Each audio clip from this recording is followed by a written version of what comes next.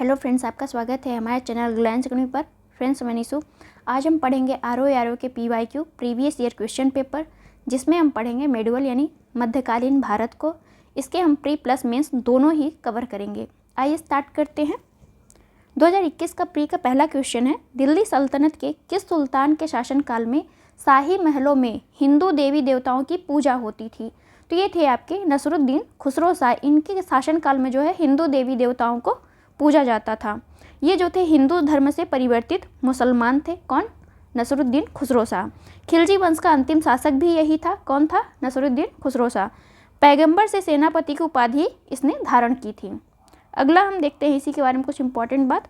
शत्रुओं ने उसके विरुद्ध इस्लाम का शत्रु और इस्लाम खतरे में है का नारा लगाया था। किसने? तो इसके शत्रुओं ने। अगला क्वेश्चन है हमारा सेकंड नंबर, किस सुल्तान ने साम्राज्य की सीमाओं की सुरक्षा हेतु विशेष सेना को नियुक्त किया? यहाँ पे नियुक्त किया था, तो ये था आपका अलाउद्दीन खिलजी। इसके शासनकाल में जो है मंगोल आक्रमणों से राज्य की सुरक्षा की गई। दिल्ली तथा सिरी को, तो इसने जो है दिल्ली और सिरी के किलों की मरम्मत कराई और उत्तर पश्चिमी सीमा पर इसने अपना किलों की सुरक्षा के लिए क्या नियुक्त किया? तो सेना नियुक्त किया था। सीमा पर बलबन द्वारा बनाए गए किलों की मरम्मत भी किसने कराई थी? तो अलाउद्दीन खिलजी ने कराई थी। सबसे अधिक राज्य का विस्तार किसके काल में हुआ? तो अलाउद्दीन खिलजी के काल में हुआ। ये इंपॉर्टेंट बात है आपका याद रखने वाली। और इसी के काल में मंगोल आक्रमण होने को होता है, लेकिन हो नहीं पाता, उससे ये सुरक्षा अपना कर लेता है। अगला है हमारा क्वेश्चन नंबर थर्ड, मुगल बादशाह द्वारा नियुक्त बंगाल का अंतिम सूबेदार कौन था? तो बंगाल का अंतिम सूबेदार जो था आपका मुर्शिद कुली खां था, जो मुगल बादशाह द्वारा नियुक्त किया गया था। तो किसने इसे नियुक्त किया था? फर्रुखसियर द्वारा जो है 1717 में इसे नियुक्त किया जाता है। इसी के शासनकाल से जो है वंशानुगत शासनकाल की शुरुआत हो जाती है। मुर्शिद कुली खां जो है अपने बाद अपने वंशज का शासन चलाता है, मतलब इसके वंशज का शासनकाल और मुर्शिद कुली खां ने जो है अपनी राजधानी ढाका से कहाँ ले गया? तो मुर्शिदाबाद ले गया था। कौन ले गया था? ये पूछा जाता है क्वेश्चन कि ढाका से मुर्शिदाबाद कौन अपनी राजधानी बनाता है? तो ये था आपका मुर्शिद कुली खां। 1719 में फर्रुखसियर द्वारा उड़ीसा की भी सूबेदारी किसको दे दी गई? तो मुर्शिद कुली खां को दे दी गई थी। 1727 में जो है सुजाउद्दीन शासक बनता है और 1739 में सरफराज खां शासक बनता है और 1740 में आपका अलीवर्दी खां शासक बनता है। उसके बाद 1756 में जो होता है वो सिराजुद्दौला आपका शासक बनता है।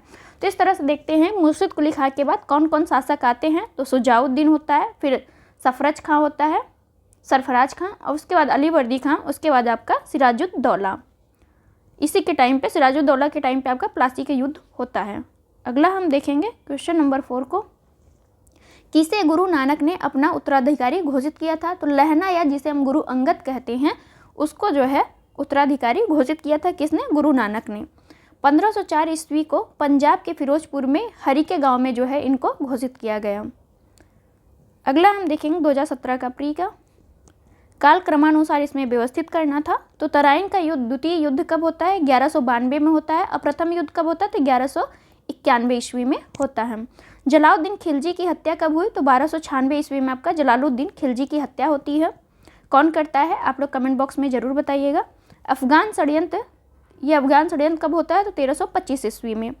MBT जिसे हम मोहम्मद बिन कासिम कहते हैं द्वारा, तो MBT द्वारा जो है, सॉरी यहाँ थोड़ा सा मिस्टेक होगी, MBT का नाम है मोहम्मद बिन तुगलक नाम है। तो इसका फुल फॉर्म क्या है? मोहम्मद बिन तुगलक। तो MBT द्वारा राजधानी का स्थानांतरण कब किया गया? तो 1327 ईस्वी में किया गया था। तो MBT ने 4 चीज़ें की थी, राजधानी परिवर्तन, सांकेतिक मुद्रा, तो ये सब उसका क्रम वाइज पूछता है, तो आप उसको जरूर याद कर लीजिएगा। अगला हम देखेंगे सेकेंड नंबर, ये भी आपका कालक्रमानुसार व्यवस्थित करना था। तो रणथंभौर का शासक कौन था? हमीर देव थे। चित्तौड़ से कौन संबंधित था? तो राणा रतन सिंह थे। देवगिरी का शासक कौन था? तो राजा राय रामचंद्र थे। गुजरात के शासक आपके कर्णदेव थे। अगला हम देखेंगे यात्री और देश, कौन से ये यात्री किस देश से आए थे? तो इब्न बतूता जो है आपका मोरक्को से आता है और ये किसके शासनकाल में आता है? तो MBT के शासनकाल में, मोहम्मद बिन तुगलक के शासनकाल में आता है। मार्को पोलो जो है इटली का निवासी था और अब्दुल रज्जाक जो है ईरान का निवासी था। अब्दुल रज्जाक जो है किसके शासनकाल में आता है? तो दियोराय के शासनकाल में आता है। अगला है नूनिज। नूनिज जो था एक पुर्तगाली था। अगला क्वेश्चन है हमारा, किस शासक ने दीवान ए अमीर कोही विभाग की स्थापना की थी? तो ये आपका दीवान ए अमीर कोही बहुत पूछा जाता है, किसने इसकी स्थापना की और ये किस चीज़ से संबंधित है दीवान ए अमीर कोही? तो मोहम्मद बिन तुगलक, जिसे हम MBT कहते हैं, या उल्लुक खां भी इसका एक नाम है, तो इसने जो है दीवान ए अमीर कोही की स्थापना की थी। तो अमीर ए कोही जो है आपका कृषि विभाग से संबंधित है, किससे? तो कृषि विभाग से। कृषि विभाग की स्थापना किसने की थी? तो MBT ने की थी, या जिसे हम कहते हैं मोहम्मद बिन तुगलक ने की थी। तो ये अमीर ए कोही किससे संबंधित है? कृषि से संबंधित है। कृषकों को प्रत्यक्ष सहायता देकर कृषि को प्रोत्साहन करना इसका उद्देश्य था। इसे स्वप्नशील, पागल और रक्त पिपासु कहा जाता है, किसे? तो मोहम्मद बिन तुगलक को कहा जाता है। राजमुंदरी के एक अभिलेख में MBT को दुनिया का खान कहा गया है। तो राजमुंदरी से एक अभिलेख प्राप्त हुआ है जिसमें MBT को क्या कहा गया है? दुनिया का खान कहा गया है। क्वेश्चन नंबर 5 है हमारा, किस चिश्ती संत को चिराग ए दिल्ली कहा जाता है? तो नसरुद्दीन को जो है आपका चिराग ए दिल्ली कहा जाता है। इनकी रचना क्या है नसरुद्दीन की? तो ये है तौहीद ए इलाही। तौहीद ए इलाही की रचना किसने की है? नसरुद्दीन ने की है। निजामुद्दीन औलिया की जो रचना है वो है आपका महबूब ए इलाही। ये आपका पूछा गया क्वेश्चन है, तो आप लोग याद कर लीजिएगा, क्योंकि ये चिश्ती संत है, इनको मिलाने के लिए भी दे देता है और इनकी बुक्स भी पूछ लेता है। बाबा फरीद की जो है ये है फरुद्दीन गज ए सकर से इनकी रचना है। ख्वाजा मोइनुद्दीन चिश्ती जो है 1192 ईस्वी में गौरी के साथ भारत आए थे। तो ख्वाजा मोइनुद्दीन चिश्ती कब भारत आए? 1192 में। किसके साथ आए थे? तो गौरी के साथ भारत आए थे।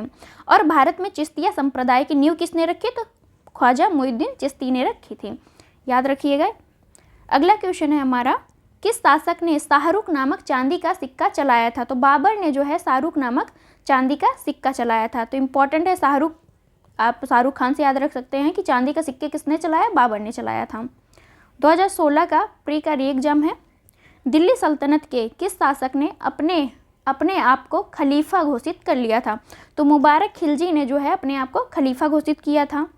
इसने जो है उपाधि कौन कौन सी धारण की? तो अल इमाम, उल उमाम, खिलाफत उल लह, खलीफतुल्लाह, ये सभी जो है उपाधियाँ किसने ग्रहण की थी? तो मुबारक खिलजी ने ग्रहण की थी। इसने अलाउद्दीन खिलजी के द्वारा शुरू किया गया बाजार नियंत्रण को समाप्त कर दिया। तो बाजार नियंत्रण प्रणाली किसने शुरू की थी? अलाउद्दीन खिलजी ने। समाप्त किसने किया? तो मुबारक खिलजी ने किया था। कार्यकाल क्या था इसका? तो 1316 से लेकर 1320 तक इसका कार्यकाल था मुबारक खिलजी का। इसे जो है नग्न स्त्री और पुरुषों की संगत पसंद थी। तो ये कुछ इसके बारे में इम्पॉर्टेंट बातें हैं जो याद रखिएगा। अब हम देखते हैं, एक तरफ युद्ध दिया हुआ है, दूसरी तरफ उसका ईयर दिया है, कौन सा युद्ध किस ईयर में हुआ था। तो चंदेरी का युद्ध जो है आपका 1528 ईस्वी में हुआ था। चौसा का युद्ध जो है 1539 में हुआ था, हुमायूं और शेरशाह के बीच हुआ था। कन्नौज का युद्ध जो है 1540 में हुआ था। तालीकोटा का युद्ध जो है आपका 1565 ईस्वी में हुआ था। ये इंपॉर्टेंट युद्ध है, विजयनगर वर्सेस आपका गोलकुंडा, बाबर, बरार और अहमदनगर, इन सब के बीच हुआ था। एक तरफ आपका विजयनगर था, दूसरी तरफ 5-6 डायनेस्टी मिलकर एक साथ लड़ रही थी। अगला हम देखेंगे क्वेश्चन नंबर 3 को, हल्दी घाटी के युद्ध 1576 कब हुआ था? हल्दी घाटी का युद्ध तो 1576 में हुआ था। महाराणा प्रताप के अलावा राजपूत सेना का सेनापति कौन था? तो महाराणा प्रताप की तरफ से उनका सेनापति कौन था? तो हकीम खान सूर था महाराणा का सेनापति। मुगल सेनापति कौन कौन से? तो मान सिंह थे और आसफ खां। ये जो है मुगल की तरफ से लड़ रहे थे, मान सिंह और आसफ खां, जबकि महाराणा प्रताप की तरफ से कौन सा लड़ रहा था? तो ये हकीम खान सूर था। अगला हम देखेंगे, रज्मनामा किस हिंदू ग्रंथ का फारसी में अनुवाद है? तो महाभारत का जो है फारसी में अनुवाद किस नाम से किया गया है? रज्मनामा नाम से किया गया है। अकबर के समय में जो है ये करवाया गया था फारसी में अनुवाद। बदायूनी और नकीब खां तथा फैजी ने मिलकर इसका अनुवाद किया था। महाभारत का अनुवाद किसने किया था? तो बदायूनी रहेगा आपका, नकीब खां रहेगा या फैजी, तीनों ने मिलकर किया था। लेकिन अगर एक का भी नाम है तो आप उससे टिक कर सकते हैं। किस नाम से हुआ था महाभारत का अनुवाद? तो रज्मनामा नाम से हुआ था। अगला हम देखेंगे 2016 का प्री, कौन सी इल्तुतमिश के राज्यकाल में सल्तनत की राजधानी थी? तो इल्तुतमिश ने अपनी राजधानी कहाँ बनाई थी? दिल्ली में बनाई थी। जबकि कुतुबुद्दीन ऐबक ने अपनी राजधानी कहाँ बनाई थी? तो लाहौर में बनाई थी। और इसका कार्यकाल कब तक था? आपका इल्तुतमिश का कार्यकाल जो था 1210 से स्टार्ट हो जाता है। अगला हम देखेंगे, दिल्ली का वास्तविक संस्थापक किसे माना जाता है? तो इल्तुतमिश को जो है आपका वास्तविक संस्थापक माना जाता है, यहाँ पे कॉमा है। ऐबक की राजधानी क्या थी? कुतुबुद्दीन ऐबक की राजधानी आपकी लाहौर थी। क्वेश्चन नंबर 2 है, कौन राजा मोहम्मद गौरी द्वारा चंदावर के युद्ध में पराजित हुआ था? तो चंदावर के युद्ध में कौन पराजित हुआ था? तो जयचंद जो है आपका चंदावर के युद्ध में पराजित हुआ था। किससे पराजित हुआ था? तो मोहम्मद गौरी से पराजित हुआ था। यह युद्ध चंदावर का युद्ध कब हुआ था? तो 1194 में हुआ था। गौरी जो आपका जयचंद जो था वो गढ़वाल शासक था। तो जयचंद के बारे में इंपॉर्टेंट बात है कि ये कहाँ का शासक था? तो गढ़वाल का शासक था।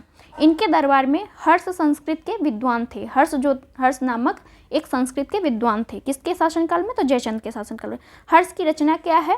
तो नैषधचरित जो है ये हर्ष की रचना है, नैषधचरित। अगला हम देखेंगे, किस परिवार ने सर्वप्रथम अकबर के साथ वैवाहिक संबंध स्थापित किया? तो कच्छवाहा आमेर के शासक जो थे भारमल या बिहारी मल जिसे हम कहते हैं, उन्होंने जो है अकबर के साथ सर्वप्रथम वैवाहिक संबंध स्थापित किया था। जो हम जोधाबाई या हरखाबाई जिस नाम से भी आप प्रचलित हैं, वो इन्हीं की बेटी थी। किसकी? भारमल या बिहारी मल की। ये पहला राजपूत शासक था जिसने अकबर से वैवाहिक संबंध स्थापित किया था और इसने जो है अकबर की अधीनता भी स्वीकार कर ली। अगला हम देखेंगे इसी में, 1562 ईस्वी में अजमेर में मोइनुद्दीन चिश्ती की दरगाह पर अकबर की यात्रा पर हरखाबाई से विवाह का प्रस्ताव इसने रखा था। किसने? अकबर ने। ये जब 1562 में जा रहा था मोइनुद्दीन चिश्ती की दरगाह पर, उसी टाइम पे बीच में जो है इनके यहाँ रुकता है भारमल के यहाँ, फिर वहाँ पे जो है हरखाबाई से या जोधाबाई से विवाह का प्रस्ताव रखता है।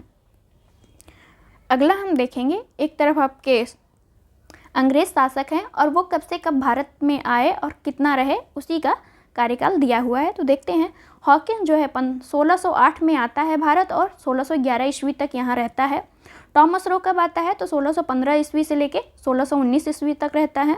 मनुची जो है किसके शासनकाल में आता है? तो आप यहाँ से भी ये भी देख सकते हैं कि 1608 से लेकर 1611 तक किसका शासनकाल चल रहा था? तो ये था आपका जहांगीर का शासनकाल। टॉमस रो जो है ये भी जहांगीर के शासनकाल में आता है। मनुची जो है 1653 से लेकर 1708 ईस्वी तक भारत में रहा। रॉल्फ फिच जो है आपका 1585 से लेकर 1586 ईस्वी तक भारत में रहा। तो आप यहाँ से शासनकाल भी देख सकते हैं कि अकबर का है कि बाबर का है कि आपका जहांगीर का है। अगला हम देखेंगे क्वेश्चन नंबर 5 को, किसने महाभारत का फारसी में अनुवाद किया था? तो अब्दुल कादिर बदायूनी, जिसका पूरा नाम क्या है बदायूनी का? तो अब्दुल कादिर बदायूनी प्लस फैजी भी, दोनों ने मिलकर आपका फारसी में महाभारत का अनुवाद किया था। किस नाम से किया था? तो रज्म नामा से किया था। और ये करवाया कौन था? तो अकबर ने करवाया था इसका। आगे हम देखते हैं कि अबुल फसल या अबुल फजल भी रहता है, यहाँ फसल लिखा हुआ था तो आप ध्यान दीजिएगा। अबुल फजल ने किसका अनुवाद किया है फारसी में? तो कालिया दमन और पंचतंत्र का फारसी में अनुवाद किसने किया है? तो अबुल फजल ने किया है। आपका इंपॉर्टेंट है पंचतंत्र। पंचतंत्र का फारसी में अनुवाद किसने किया? अबुल फजल ने किया, याद रखिएगा। अब बदायूनी और फैजी ने जो है महाभारत का अनुवाद किया था।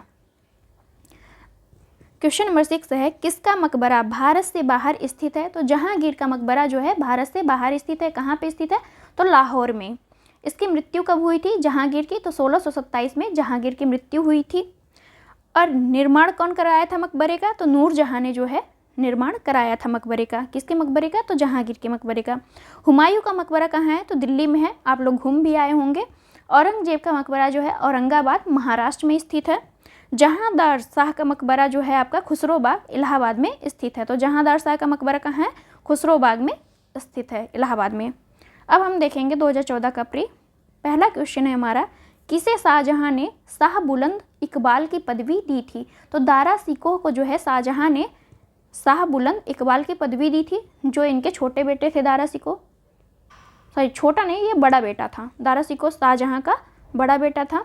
शाह बुलंद इकबाल की पदवी दारा सिकोह को दिया गया था। उपनिषदों का फारसी में अनुवाद किसने किया? तो ये आपके दारा सिकोह ने किया। किस नाम से किया था? तो सिर ए अकबर के नाम से किया था। तो ये इम्पॉर्टेंट है आपका कि उपनिषद का किसने अनुवाद या फारसी में अनुवाद किया? तो ये आपके दारा सिकोह ने किया था। किस नाम से किया था? सिर ए अकबर के नाम से किया था। लेन पुल उसे क्या कहता है? लघु अकबर कहता है। किसे? दारा सिकोह को। तो इम्पॉर्टेंट है, ये पूछा जाता है कि लेन पुल ने किसे लघु अकबर कहा है? तो दारा सिकोह को कहा है। अब हम देखेंगे 2013 का तृतीय आंग्ल मराठा युद्ध संबंधित है, किससे संबंधित है? तो लॉर्ड हेस्टिंग से संबंधित है। कब हुआ था आंग्ल मराठा युद्ध तृतीय? तो 1817 से लेकर 1818 ईस्वी में हुआ था। पेशवा बाजीराव द्वितीय से 1817 में पूना की संधि की गई।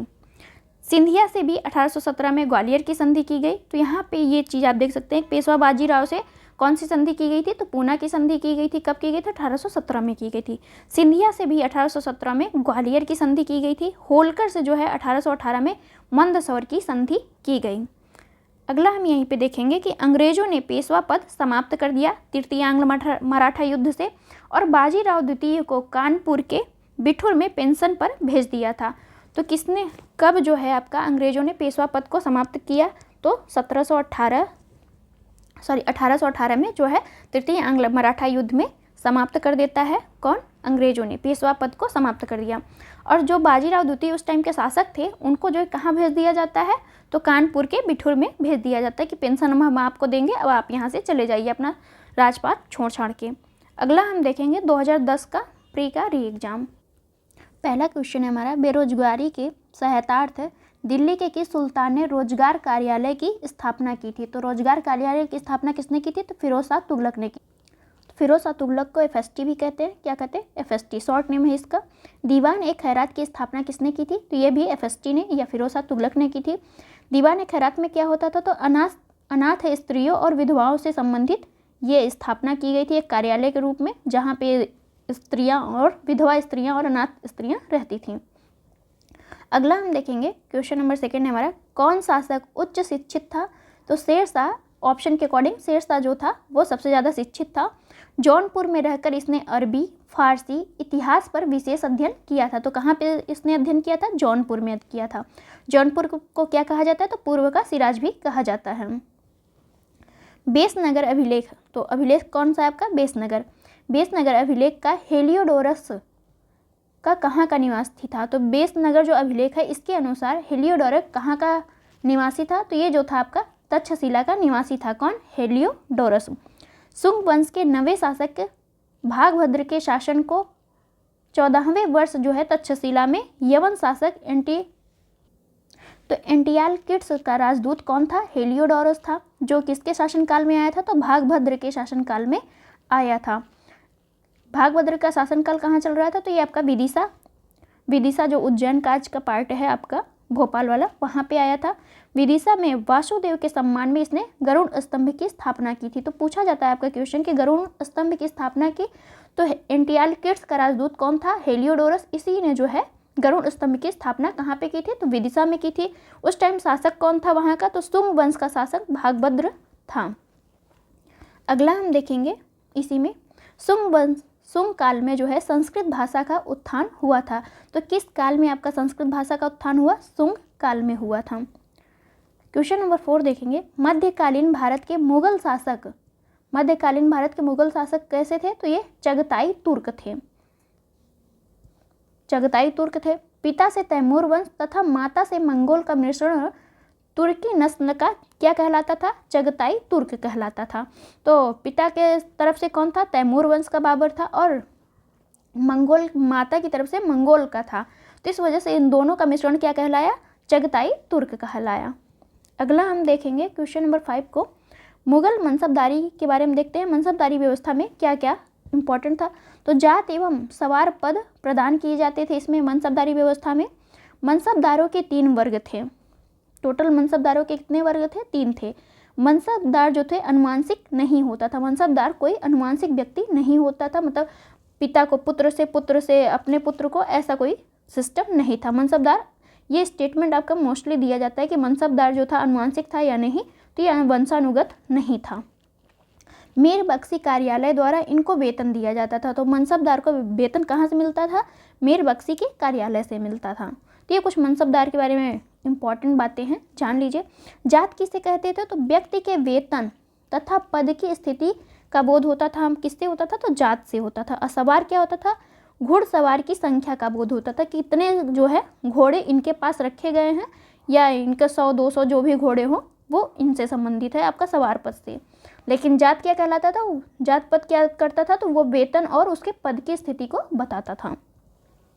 क्वेश्चन नंबर 6 है, किस मुगल बादशाह ने बलबन का सिजदा रिवाज को समाप्त कर दिया था। तो कौन सा ऐसा मुगल बादशाह था जो बलबन द्वारा शुरू गई सिजदा और पाबेस नामक एक रिवाज था उसको शुरू किया गया था बलबन के द्वारा, लेकिन समाप्त किस मुगल शासक ने किया था? तो ये आपके शाहजहां ने किया था। शाहजहां का कार्यकाल क्या था?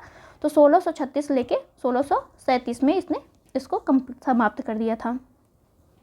अब हम देखेंगे 2010 का प्री का एग्जाम।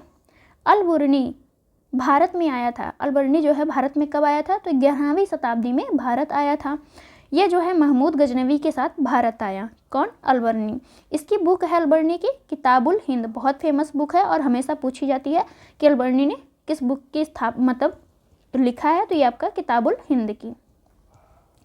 सेकंड है हमारा, कौन सा सुल्तान अन्न या अनाज या खाद्यान्न के ऊपर कर समाप्त करने के लिए जाना जाता है? तो जो है अन्न पे या खाद्यान्न पे कर ना देना पड़े, ऐसा कौन सा सुल्तान किया था? तो ये आपका सिकंदर लोदी ने समाप्त किया था अनाज या खाद्यान्न पे कर। व्यापार से प्रतिबंधों को हटा दिया गया जिससे लोगों की आर्थिक समृद्धि को बढ़ावा मिल सके। तो ये काम किसने किया था? सिकंदर लोदी ने किया था। अगला क्वेश्चन है, भक्ति आंदोलन के कौन से नायक इस्लाम से प्रभावित थे? तो भक्ति आंदोलन के जो है नामदेव, ये जो है इस्लाम से प्रभावित थे।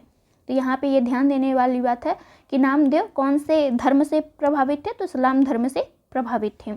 इनका जन्म कब हुआ था? तो 1269 ईस्वी में इनका जन्म हुआ था दर्जी परिवार में, और ये बरकारी संप्रदाय से संबंधित है। तो नामदेव किस संप्रदाय से संबंधित है? बरकारी संप्रदाय से संबंधित है। राणा सांगा को किस युद्ध में बाबर ने हराया था? बाबर से लड़ाई हुई थी। तो खानवा का युद्ध में जो है 1527 में आपका खानवा का युद्ध हुआ था। इसी में राणा सांगा और बाबर के मध्य युद्ध होता है। बाबर को भारत पर आक्रमण करने का निमंत्रण जो है पंजाब के शासक दौलत खान लोदी एवं मेवाड़ के शासक राणा सांगा ने दिया था। तो ये पूछा गया क्वेश्चन है आपका कि बाबर को जो है भारत पर आक्रमण करने के लिए किसने जो है निमंत्रण दिया था? तो पंजाब का शासक एक आपका दौलत खान लोदी था, दूसरा जो था मेवाड़ का शासक राणा सांगा। दोनों ने ही इनको बाबर को जो है भारत पर आक्रमण करने के लिए बुलाया था। इसी में हम देखते हैं युद्ध के बाद बाबर ने गाजी की उपाधि धारण की थी। तो खानवा के युद्ध के बाद बाबर ने कौन सी उपाधि धारण की? तो गाजी की उपाधि धारण की थी। शिवाजी ने पुरंदर की संधि, जो 1665 में पुरंदर की संधि होती है आपकी, तो किससे होती है? शिवाजी से। और किस मुगल सेना से होती है? तो ये देखेंगे हम। तो शिवाजी ने पुरंदर की संधि किस मुगल सेना नायक के साथ हस्ताक्षरित की थी? तो ये थे आपके जयसिंह प्रथम के द्वारा जो है शिवाजी और जयसिंह प्रथम के बीच आपकी पुरंदर की संधि होती है। कब होती है? तो 1665 ईस्वी में होती है। मुगलों की तरफ से कौन था? तो जयसिंह थे, याद रखिएगा। इसी में हम थोड़ा सा और देख लेते हैं। शिवाजी को अपने 35 में से 23 4 लाख हुंड वाले, तो 35 में थे कितने किले? तो 23 किले जो है मुगलों को सौंपने पड़े तथा बीजापुर के खिलाफ मुगलों की सहायता का वचन भी देना पड़ा। तथा शिवाजी के पुत्र, शिवाजी का पुत्र कौन था? संभाजी। तो शिवाजी के पुत्र को मुगल दरबार में जो है 5000 मनसब दिया गया। तो यहाँ पे ये पूछा गया क्वेश्चन है कि कितने किले जो हैं आपको शिवाजी ने मुगलों को दिए? तो टोटल 35 में से 23 किले जो है मुगलों को दे दिए जाते हैं। प्लस अगर बीजापुर से मुगलों के खिलाफ कोई युद्ध होता है तो उसमें जो है शिवाजी को साथ देना पड़ेगा। किसका? मुगलों का देना पड़ेगा। अब मुगलों ने क्या किया था कि संभाजी जो शिवाजी के पुत्र थे उनको 5000 मनसब दिया था। अगला है हमारा क्वेश्चन कि सुमेलित करना था किसने कौन सी मस्जिद बनवाई थी? तो बाबर ने जो है जामी मस्जिद सांभल में बनवाई थी, और हुमायूं ने जो है दीन पनाह को बनवाया था दिल्ली में। अकबर ने जो है जहांगीरी महल को बनवाया, कहाँ पे? आगरा में। जहांगीर ने जो है इत्माद-दौला का मकबरा का निर्माण जहांगीर के काल में हुआ था। तो इत्माद-दौला का मकबरा किसने बनवाया था? तो ये आपके नूरजहां ने बनवाया था। ये इनके पिता थे, उसी के याद में इन्होंने बनवाया था, नूरजहां ने। शासनकाल किसका चल रहा था? तो जहांगीर के शासनकाल चल रहा था। अगला हम देखेंगे 2021 का मेंस। अफगानिस्तान पर आधिपत्य के समय बाबर को किसने भारत पर आक्रमण करने के लिए निमंत्रण दिया था? तो ये आपके दौलत खान लोदी और मेवाड़ के शासक राणा सांगा थे। अभी हमने प्री वाले क्वेश्चन में ही इसको पढ़ा था। तो अगर आप वहाँ पे किए होते, तो अगर 2021 का प्रीवियस ईयर का अगर आप पेपर पढ़ के गए होते तो अच्छे से इसको कंप्लीट करके आ जाते कि हाँ दौलत खान लोदी ने इनको बाबर को जो है भारत पर आक्रमण करने के लिए बुलाया था। सबसे पहले आपका दौलत खान लोदी रहता है। अगर ऑप्शन के अकॉर्डिंग ना रहे तो आप राणा सांगा को भी लगा सकते हैं। एक तरफ बादशाह हैं, दूसरी तरफ उनकी दीवार हैं, तो अकबर के शासनकाल में दीवान कौन था? तो मुजफ्फर खान जो था वो अकबर का दीवान था। जहांगीर के शासनकाल में गियास बेग इत्माद-दौला जो नूरजहां के पिता भी हैं उस टाइम पे दीवान थे। किसके शासनकाल में? तो जहांगीर के शासनकाल में। और शाहजहां के दीवान कौन थे? तो सादुल्ला खान थे। औरंगजेब का जो दीवान था वो असद खान था। तो ये आपके याद करने वाली चीज़ें हैं, याद कर लीजिएगा। अगला हम देखेंगे क्वेश्चन नंबर 3 को। स्मारक एक तरफ दिया हुआ है, दूसरी तरफ उसके निर्माता की कौन सा स्मारक किसने बनवाया है? अटाला देवी मस्जिद का निर्माण किसने करवाया? तो इब्राहिम शाह तुर्की ने करवाया है। छोटा सोना मस्जिद जो है आपकी वली मोहम्मद शाह ने करवाया है। कदम रसूल का निर्माण जो है आपका नुसरत शाह ने करवाया है। अदीना मस्जिद पांडुआ का जो है निर्माण किसने करवाया है? तो ये आपके सिकंदर शाह ने करवाया है। क्वेश्चन नंबर 4 है, ये भी हमें कालक्रमानुसार व्यवस्थित करना था। तो मालवा पर मुगल आक्रमण कब हुआ था? 1561 में हुआ था। आम्बेर की राजकुमारी से अकबर का विवाह। आम्बेर की राजकुमारी कौन? जोधाबाई या हरखाबाई, जो भी उनका भी अकॉर्डिंग टू प्रचलित नाम है। तो इसका जो है आम्बेर की राजकुमारी से अकबर का विवाह कब हुआ? 1562 में हुआ था। उड़ीसा पर कर रानी की विजय कब हुई? तो 1567 से 68 में हुआ था। तुकोई रोई का युद्ध कब हुआ? तो 1575 में तुकोई रोई का युद्ध हुआ था। अब हम देखेंगे 2017 का मेंस। एक तरफ युद्ध है, दूसरी तरफ वर्ष दिए हुए हैं, कौन से वर्ष में कौन सा युद्ध होता है? तो चंदावर या चंदावाड़ का युद्ध जो है, तो यहाँ पे 1914 ना होके क्या होना चाहिए? 1194 होना चाहिए। तो यहाँ पे थोड़ा सा मिस्टेक हो गई है, ध्यान दीजिए। 1194 में जो है चंदावर का युद्ध होता है, जयचंद और गौरी के बीच में होता है। तैमूर का आक्रमण कब होता है? तो 1398 ईस्वी में। किसके बीच हो? नासरुद्दीन मुहम्मद शाह ने जो है इस पे आक्रमण किया था। तो यहाँ पे थोड़ा सा करेक्शन कर लीजिएगा आप कि 1914 की वजह 1194 होना चाहिए।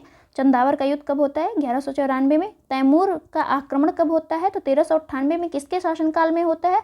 तो नासरुद्दीन मुहम्मद शाह तुगलक के शासनकाल में तैमूर का आक्रमण होता है 1398 में। तालीकोटा का युद्ध कब होता है? तो 1565 में होता है। एक तरफ आपका विजयनगर साम्राज्य होता है, दूसरी तरफ आपके दक्षिण के सुल्तान जिसमें गोलकुंडा, बरार, अहमदनगर ये सब आते हैं। घाघरा का युद्ध कब होता है? तो 1529 में होता है। बाबर और अफगानों के बीच में आपका घाघरा का युद्ध होता है। ये किस नदी पर होता है? तो घाघरा का युद्ध जो है घाघरा नदी पर ही होता है। अगला है हमारा, देखते हैं वल्लभाचार्य किस मार्ग से संबंधित है? तो ये पुष्टि मार्ग से संबंधित है वल्लभाचार्य। रामानुजाचार्य कौन सा द्वैताद्वैत देते हैं? तो ये विशिष्टाद्वैतवाद से संबंधित है रामानुजाचार्य। माधवाचार्य जो है ये द्वैतवाद से संबंधित है। और शंकराचार्य आपका अद्वैतवाद से संबंधित है। तो आपका शंकराचार्य याद होना चाहिए। मोस्टली आपको चारों ही याद होने चाहिए, क्योंकि ये हर एग्जाम में पूछा जाता है आपका कि वल्लभाचार्य पुष्टि मार्ग से संबंधित, रामानुजाचार्य विशिष्टाद्वैतवाद से संबंधित है, माधवाचार्य जो है द्वैतवाद से संबंधित, और शंकराचार्य जो है यहाँ पे शंकर लिखा है, वैसे इनका पूरा नाम है शंकराचार्य, अद्वैतवाद से संबंधित है।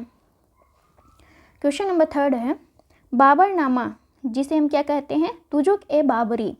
बाबरनामा का अंग्रेजी में अनुवाद किसने किया है? तो लेडेन और रस्किन ने जो है बाबरनामा का अंग्रेजी में अनुवाद किया है। कब किया है? तो 1810 ईस्वी में किया है।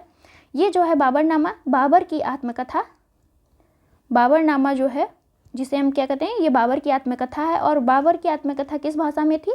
तो बाबर ने अपनी आत्मकथा तुर्की भाषा में लिखी थी।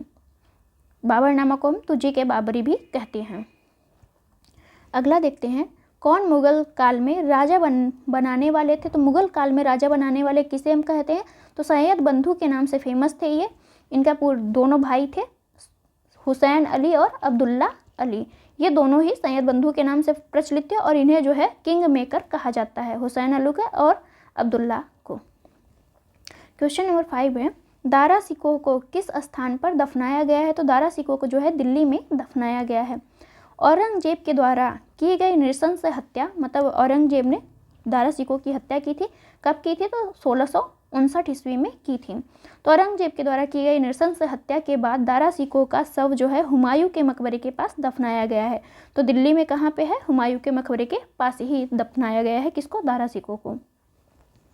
अब हम देखते हैं कुछ इंपॉर्टेंट बातें हैं इसमें, मिलान में था तो इसको देखते हैं।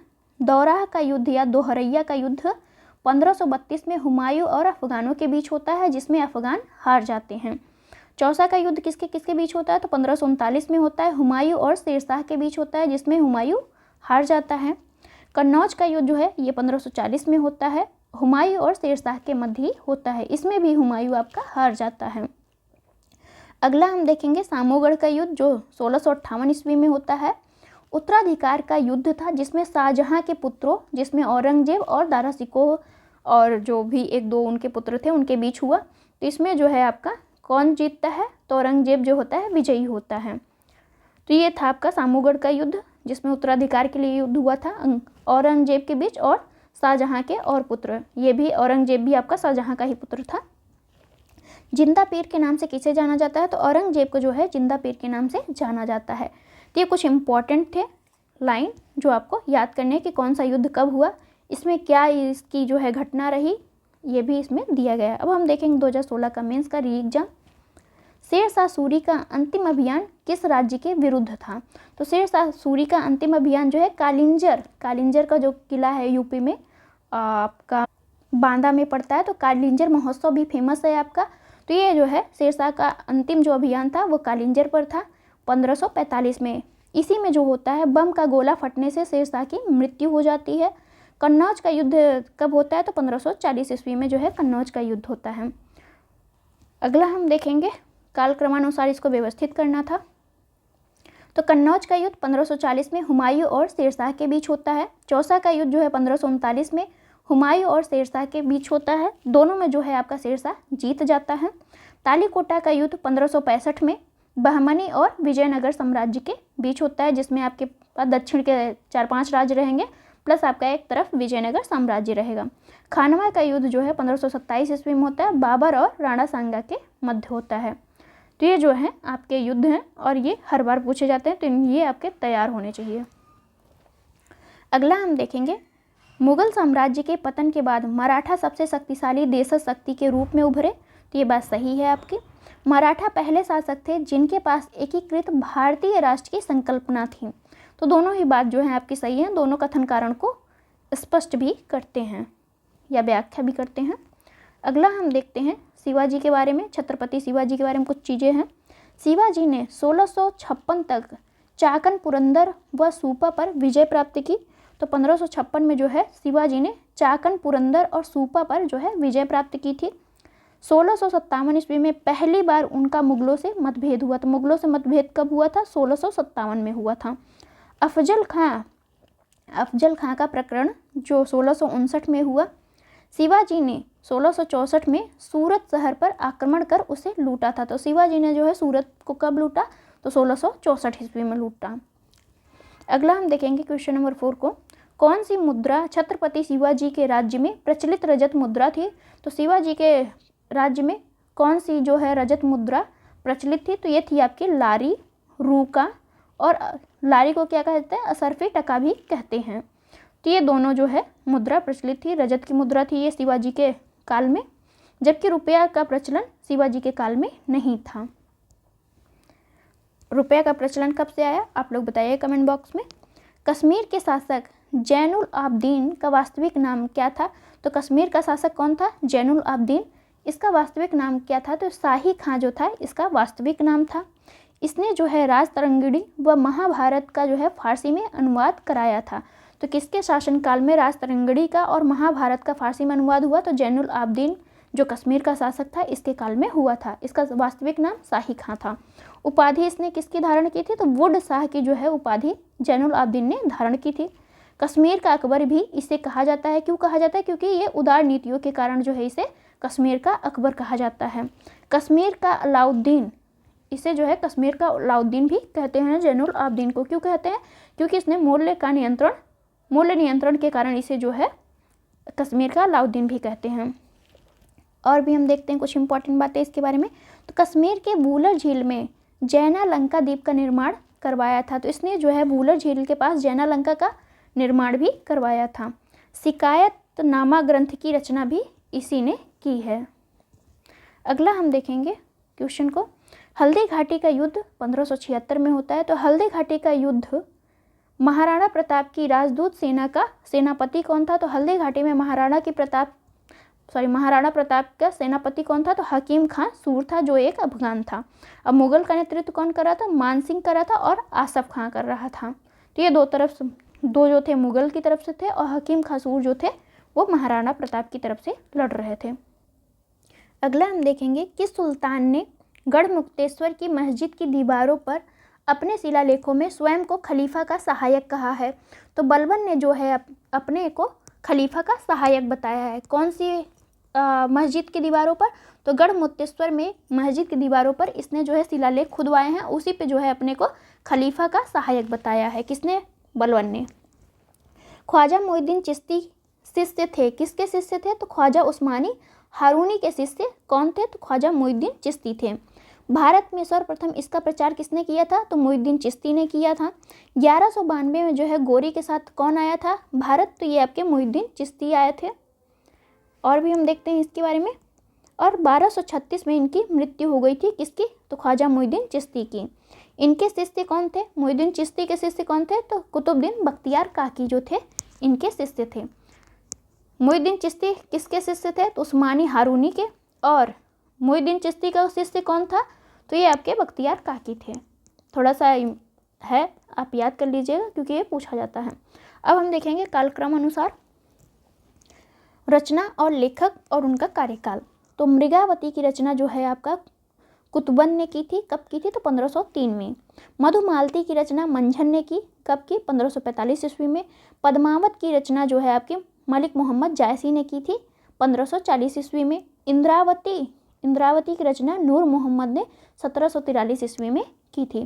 तो ये इंपॉर्टेंट है आपका पद्मावत, जिसकी रचना मलिक मोहम्मद जायसी ने कब की थी? 1540 में की थी।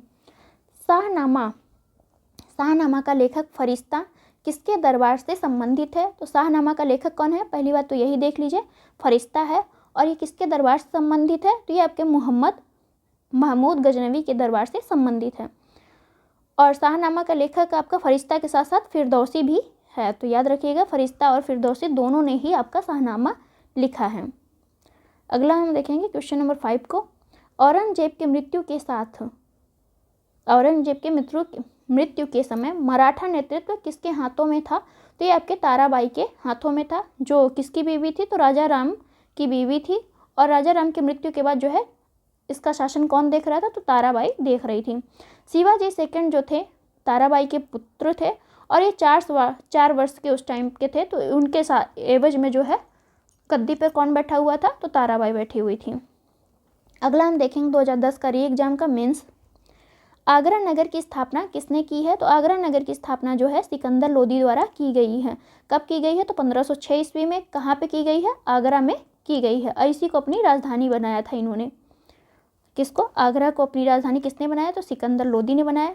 और आगरा के शहर की स्थापना किसने की है? तो जो है आपके सिकंदर लोदी ने की है। यहाँ पे थोड़ा सा करेक्शन कर लीजिएगा। 1506 में इसने अपनी राजधानी बनाया था आगरा को, और स्थापना कब की थी? तो 1504 ईस्वी में की थी।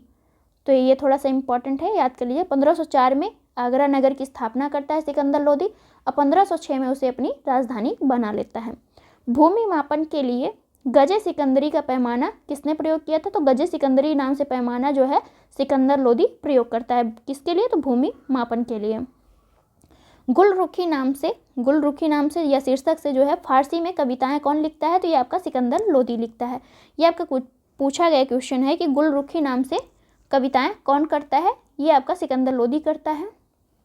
अगला हम देखते हैं अब्दुल रज्जाक विजयनगर आया किसके शासनकाल में? जो है अब्दुल रज्जाक विजयनगर आता है देवराय द्वितीय के शासनकाल में आपका अब्दुल रज्जाक आता है। ये जो है फारसी राजदूत है अब्दुल रज्जाक। इसने जो है दुनिया के सबसे भव्य शहरों में से एक बताया है। किसे? विजयनगर साम्राज्य को। किसने बताया है? तो अब्दुल रज्जाक ने बताया है। अगला है क्वेश्चन, एक डच पर्यटक जिसने जहांगीर के शासनकाल का मूल्यवान विवरण दिया वो कौन था? तो वो आपका फ्रांसिस्को पेल्सर्ट था। इसने जो है जहांगीर के शासनकाल का अच्छा विवरण किया है। तो फ्रांसिस्को पेल्सर्ट की जो है बुक कौन सी है? तो Jahangir India the Remonstrantie of Francisco Pelsaert में इसने जो है बहुत अच्छा बताया है जहांगीर के शासनकाल को। और इसी बुक में इसने जो है गरम मसाला और नील का भी वर्णन किया है। किसने? फ्रांसिस्को पेल्सर्ट ने किया है। अगला है हमारा क्वेश्चन नंबर 4, मुगल चित्रकला की आधारशिला रखी गई, तो किसके शासनकाल में जो है ये रखी गई थी? हुमायूं के शासनकाल में जो है आपका मुगल चित्रकला की आधारशिला रखी गई थी। 2 फारसी चित्रकार थे, कौन कौन से हुमायूं के शासनकाल में? मीर सैयद अली और अब्दुस इस्मत जो थे, ये जो है हुमायूं के शासनकाल के चित्रकार हैं, न कि जहांगीर के शासनकाल के, जबकि जहांगीर के शासनकाल को जो है चित्रकला का स्वर्ण युग भी कहा जाता है। तो यहाँ पे इम्पॉर्टेंट है ये कि ये जो थे हुमायूं के शासनकाल में थे, न कि जहांगीर के शासनकाल में। अगला हम देखेंगे 2010 का मेंस का, बेरोजगारों के सहायतार्थ किसने रोजगार कार्यालय की स्थापना की? तो FST जो है फिरोज शाह तुगलक ने जो है स्थापना की थी, किसकी? रोजगार कार्यालय की स्थापना की थी। दीवान खैरात की भी स्थापना किसने की? तो फिरोज शाह तुगलक ने की थी। तो विधवाओं के लिए और स्त्रियों के लिए जो है दीवान खैरात की स्थापना किसने की थी? FST ने की थी। अगला हम देखेंगे क्वेश्चन नंबर 2 को, कौन इस्लाम से प्रभावित था? तो नामदेव जो हैं आपका इस्लाम से प्रभावित थे। ये कब के थे? तो 15वीं सदी से संबंधित हैं। नामदेव जो है भक्ति मार्ग को लोकप्रिय बनाया, किसने जो है भक्ति मार्ग को लोकप्रिय बनाया? तो ये आपके नामदेव।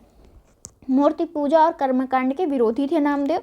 जाति प्रथा के भी विरोधी थे, कौन? नामदेव। तो इनका बस एक इम्पॉर्टेंट है, और कि नामदेव कौन से धर्म से प्रभावित थे? तो आपके इस्लाम धर्म से प्रभावित थे, और इनसे जो संबंधित संप्रदाय है वो बरकारी संप्रदाय है, जिससे ये संबंधित थे। अगला हम देखेंगे मुगल मनसबदारी के बारे में। ये रिपीटेड क्वेश्चन सारे चल रहे हैं, अगर आपको याद होगा तो हम ऊपर स्लाइड में इसको पढ़ चुके हैं। मुगल काल